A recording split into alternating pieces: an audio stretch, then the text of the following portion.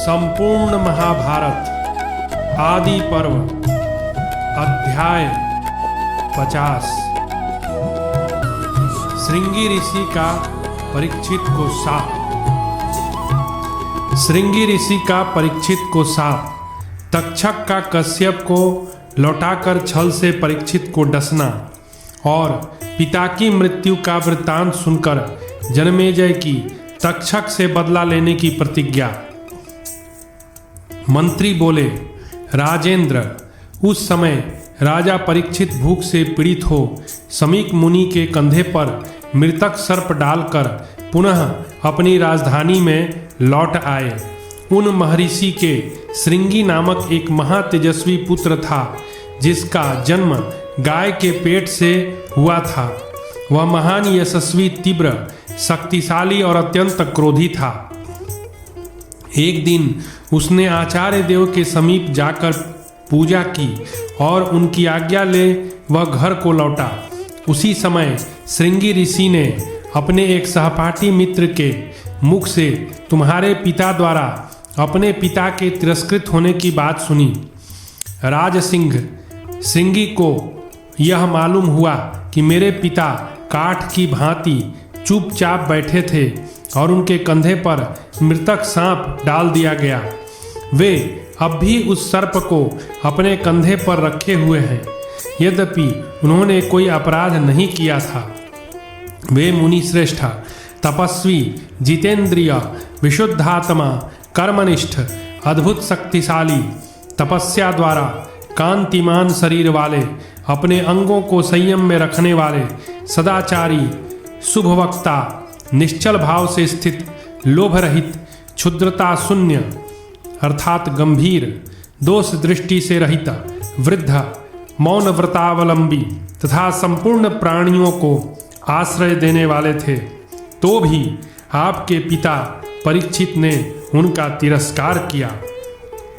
यह सब जानकर वह बाल्यावस्था में भी वृद्धों का सा तेज धारण करने वाला महातेजस्वी ऋषि कुमार क्रोध से आग बबूला हो उठा और उसने तुम्हारे पिता को शाप दे दिया।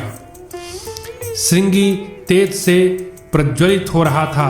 उसने शीघ्र ही हाथ में जल लेकर तुम्हारे पिता को लक्ष्य करके रोषपूर्वक यह बात कही, जिसने मेरे निरपराध पिता पर मरा सांप डाल दिया है, उस पापी को आज से 7 रात के बाद मेरी वाक शक्ति से प्रेरित प्रचंड तेजस्वी विषधर तक्षक नाग कुपित हो अपनी विषाग्नि से जला देगा।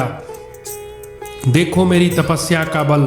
ऐसा कहकर वह बालक उस स्थान पर गया जहां उसके पिता बैठे थे।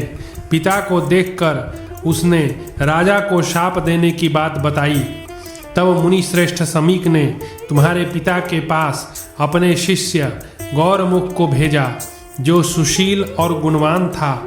उसने विश्राम कर लेने पर राजा से सब बातें बताईं और महर्षि का संदेश इस प्रकार सुनाया। भूपाल, मेरे पुत्र ने तुम्हें शाप दे दिया है, अतः सावधान हो जाओ। महाराज, 7 दिन के बाद तक्षक नाग तुम्हें अपने तेज से जला देगा।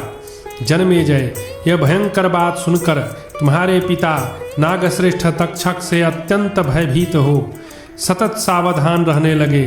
तदनंतर जब 7वां दिन उपस्थित हुआ, तब ब्रह्मर्षि काश्यप ने राजा के समीप जाने का विचार किया। मार्ग में नागराज तक्षक ने उस समय काश्यप को देखा। विप्रवर, काश्यप बड़ी उतावली से पैर बढ़ा रहे थे।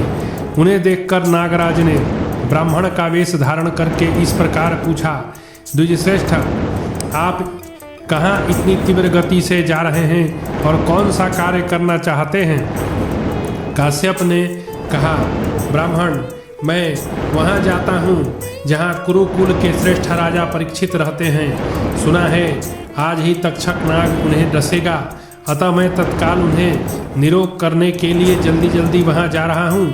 मेरे द्वारा सुरक्षित नरेश को वह सर्प नष्ट नहीं कर सकेगा। तक्षक ने कहा, ब्राह्मण, मेरे डसे हुए मनुष्य को जिलाने की इच्छा आप कैसे रखते हैं? मैं ही वह तक्षक हूँ। मेरी अद्भुत शक्ति देखिए। मेरे डस लेने पर उस राजा को आप जीवित नहीं कर सकते। ऐसा कहकर तक्षक ने एक वृक्ष को डस लिया। नाग के डसते ही वह वृक्ष जलकर भस्म हो गया। राजन, तदनंतर काश्यप ने अपनी मंत्र विद्या के बल से उस वृक्ष को पूर्वत जीवित हरा भरा कर दिया। अब तक्षक काश्यप को प्रलोभन देने लगा। उसने कहा, तुम्हारी जो इच्छा हो मुझसे मांग लो। तक्षक के ऐसा कहने पर काश्यप ने उससे कहा, मैं तो वहाँ धन की इच्छा से जा रहा हूँ। उनके ऐसा कहने पर तक्षक ने महात्मा काश्यप से मधुर वाणी में कहा, अनग, तुम राजा से जितना धन पाना चाहते हो उससे भी अधिक मुझसे ही ले लो और लौट जाओ।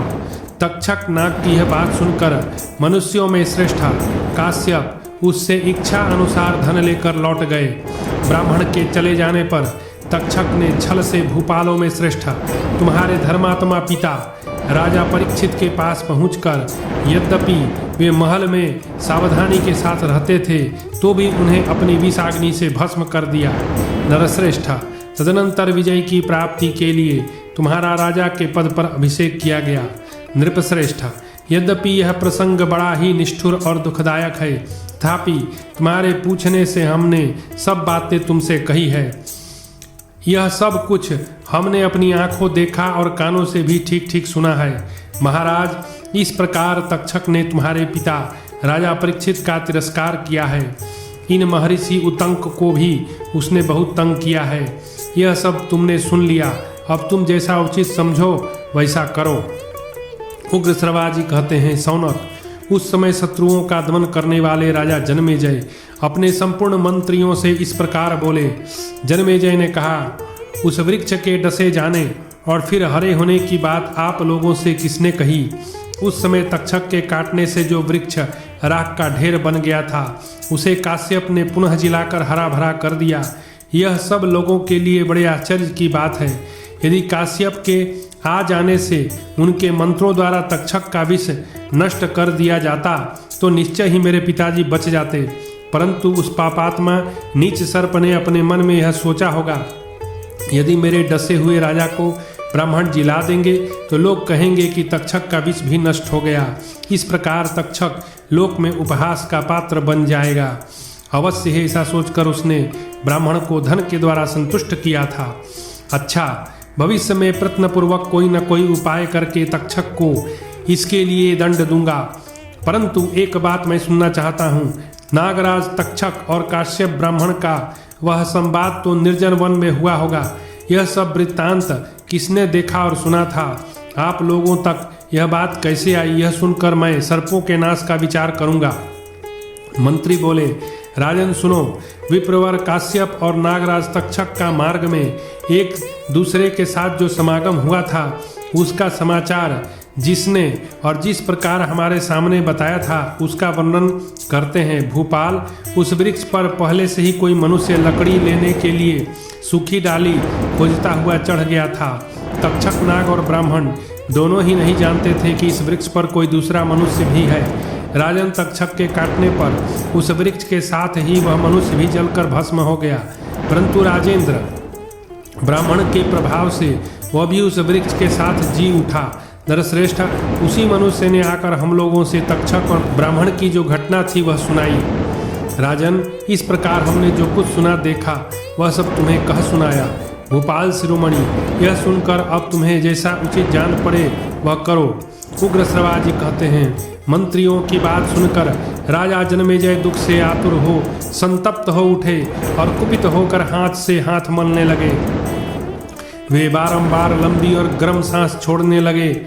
कमल के समान नेत्रों वाले राजा जनमेजय उस समय नेत्रों में आंसू बहाते हुए फूट फूट कर रोने लगे। राजा ने 2 घड़ी तक ध्यान करके मन ही मन कुछ निश्चय किया। फिर दुख और शोक और अमरस में डूबे हुए नरेश न थमने वाले आंसुओं की अविच्छिन्न धारा बहाते हुए विधि पूर्वक जल का स्पर्श करके संपूर्ण मंत्रियों से इस प्रकार बोले। जनमेजय ने कहा, मंत्रियों, मेरे पिता के स्वर्गलोक गमन के विषय में आप लोगों का यह वचन सुनकर मैंने अपनी बुद्धि द्वारा जो कर्तव्य निश्चित किया है उसे आप सुन लें। मेरा विचार है उस दुरात्मा तक्षक से तुरंत बदला लेना चाहिए। जिसने श्रृंगी ऋषि को निमित्त मात्र बनाकर स्वयं ही मेरे पिता महाराज को अपनी विषाग्नि से दग्ध करके मारा है, उसकी सबसे बड़ी दुष्टता यह है कि उसने काश्यप को लौटा दिया। यदि वे ब्राह्मण देवता आ जाते तो मेरे पिता निश्चय ही जीवित हो सकते थे। यदि मंत्रियों के विनय और काश्यप के कृपा प्रसाद से महाराज जीवित हो जाते तो उसमें उस दुष्ट की क्या हानि हो जाती जो कहीं भी परास्त न होते थे। ऐसे मेरे पिता राजा परीक्षित को जीवित करने की इच्छा से द्विजश्रेष्ठ काश्यप आ पहुँचे थे, किंतु तक्षक ने मोहवश उन्हें रोक दिया। दुरात्मा तक्षक का यह सबसे बड़ा अपराध है कि उसने ब्राह्मण देव को इसलिए धन दिया कि वे महाराज को जिला न दे। इसलिए मैं महर्षि उतंक का अपना तथा आप सब लोगों का अत्यंत प्रिय करने के लिए पिता के वैर का अवश्य बदला लूँगा। इस प्रकार श्री महाभारत आदि पर्व के अंतर्गत आस्तिक पर्व में जनमेजय और मंत्रियों का संवाद विषयक 50वां अध्याय पूरा हुआ।